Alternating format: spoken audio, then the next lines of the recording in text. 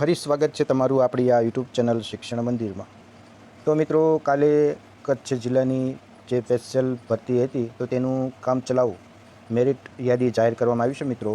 તો જે રીતના જોઈએ તો કચ્છ જિલ્લામાં ધોરણ 1 થી 5ની ગુજરાતી માધ્યમની વર્ષ 2025ની જે ભરતીના ફોર્મ ભર્યા હતા તો એનું કાલે કામચલાઉ મેરિટ યાદી જાહેર કરવામાં આવી છે।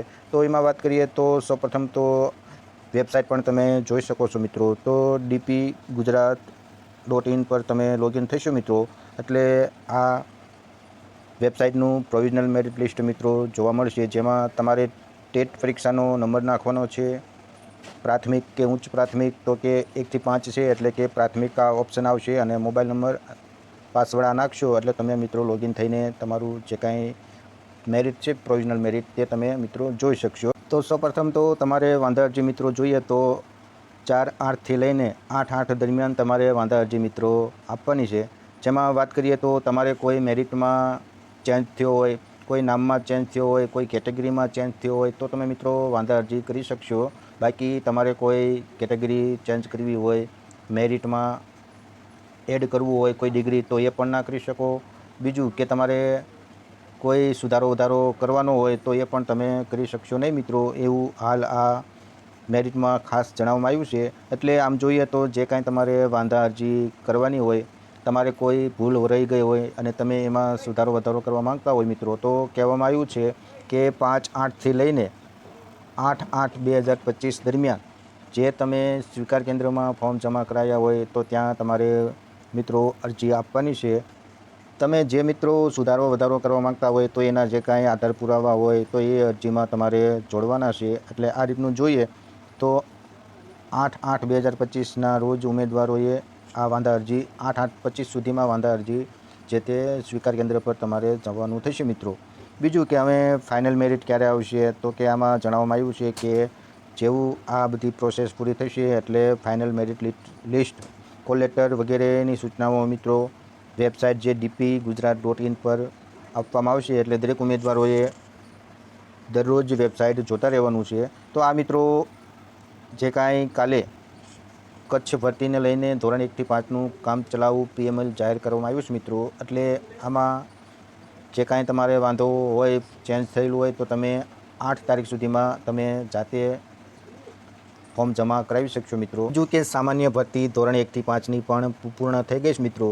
તો હવે આપણે જાણીએ છીએ કે એકના એક ઉમેદવારોએ સામાન્ય ભરતી 1 થી 5માં પણ ફોર્મ ભર્યા છે અને કચ્છ ભરતીમાં પણ 1 થી 5માં ફોર્મ ભર્યા છે મિત્રો। એટલે આવા ઉમેદવારો કોમન હશે મિત્રો। તો હાલમાં જે કાંઈ જનરલ મેરિટ લિસ્ટ તમે તમારું મેરિટ કેટલામો ક્રમ છે તો એના પરથી તમને અમુક અંદાજ મેળવ્યો છે અને અમુક મિત્રોને એ પણ શંકા હશે કે ખરેખર શું આટલી નંબર છે તો અમારો વારો આવશે કે કેમ। તો મિત્રો મોટાભાગના ઉમેદવારો લાગી ગયા છે એટલે એ ઉમેદવારો એ જગ્યા રોકશે નહીં। બીજું કે તમારે બી પોઝિટિવ મિત્રો રહેવાનું છે। તમારું મેરિટ તમને ખબર છે એટલે અંદાજિત તમને બધું ખ્યાલ આવી ગયો છે કે આપણું જગ્યા ફાઇનલ છે મિત્રો। તો દરેક મિત્રોએ મેરિટ બાબતે ચિંતા કરવાની નથી। કોમન ઉમેદવારો સામાન્ય ભરતી 1 થી 5માં લાગી ગયા છે એટલે એ ઉમેદવારો કચ્છ ભરતીમાં રિપીટ થવાના નથી। તો આ રીતનું દરેક મિત્રોએ બી પોઝિટિવ રહેવાનું છે। તો આ હતી આપણે કચ્છની જે કાંઈ કામચલાઉ મેરિટ યાદી જાહેર થઈ છે તો એની વાત હતી મિત્રો। આગામી સમયમાં જે FML તેનું જાહેર થશે તો તેની પણ માહિતી આપણી ચેનલ દ્વારા તમને પહોંચાડવામાં આવશે મિત્રો। તો આમ જોઈએ તો મિત્રો વિદ્યા સહાયકનું ધોરણ 6 થી 8નું જિલ્લા પસંદગીને લઈને ઘણા બધા ઉમેદવારોને ઘણા પ્રશ્નો મનમાં છે કે ખરેખર 6 થી 8નું જિલ્લા પસંદગી ફરી ક્યારે શરૂ થશે, ક્યાં સુધીમાં શરૂ થશે। તો આપણે મિત્રો સોશિયલ મીડિયામાં મેસેજ વાયરલ થયેલા એમાં યુવરાજસિંહ જાડેજા અને હિરેન રાવલ પત્રકારત્વ સાથે જોડાયેલા છે તો એમને પણ તારીખો અંદાજિત કરેલી કે 10 ઓગસ્ટ આજુબાજુ કાંઈક 6 થી 8ના ગુડ ન્યૂઝ આવી શકે એમ છે।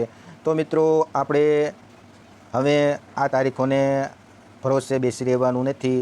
તો સરકાર ધારે તો જલ્દી સમિતિની રચના પણ કરી શકે, ઉમેદવારોને રૂબરૂમાં આવીને તેમની માહિતી પણ જાણી શકે અને જે કાંઈ રિપોર્ટ હોય તો એ હાઈકોર્ટમાં પણ રજૂ કરી શકે મિત્રો। તો આ રીતના જલ્દી ભરતી પણ થઈ શકે એમ છે મિત્રો।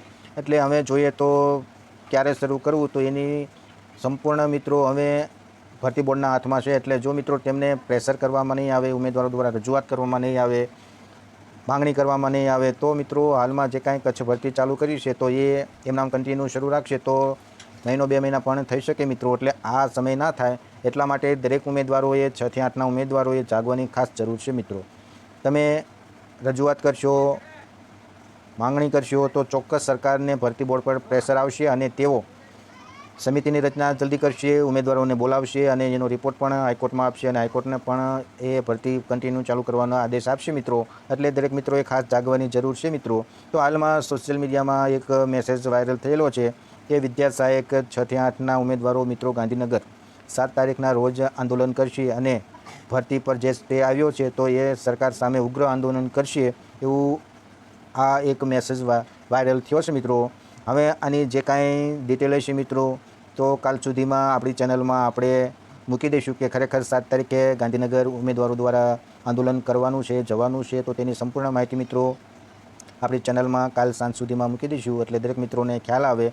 તો મિત્રો દરેક મિત્રો જો આંદોલન 7 તારીખના રોજ થાય અને જવાનું થાય તો દરેક મિત્રોએ સાથ સહકાર આપવાનો છે જેથી કરીને આપણી 6 થી 8ની જે કાંઈ જિલ્લા પસંદગી અટકી છે તો એ પુનઃ શરૂ થાય અને સરકાર પણ આ માટે ઝડપી કોઈ પગલાં ભરે મિત્રો. તો બસ મિત્રો આજના વિડીયોમાં જે કાંઈ આ કચ્છ ભરતી અને આગામી જે 6 થી 8નું તારીખ જે અંદાજિત તારીખ છે મિત્રો તો એના વિશે તમને માહિતી આપી છે. જે કાંઈ આ 6 થી 8નું જિલ્લા પસંદગીનું તારીખ 7 આપી છે તો એમાં જે કાંઈ માહિતી હશે મિત્રો તો આપણે કાલ સુધીમાં આ માહિતી તમારા સુધી પહોંચાડી દઈશું. એટલે ચેનલમાં અવારનવાર જે માહિતી હોય મિત્રો તો કન્ટિન્યુ જોતા રહેજો. તો બસ મિત્રો મળીએ હવે નવા જ વિડીયોમાં નવી જ માહિતી સાથે. જય હિન્દ, જય ભારત મિત્રો.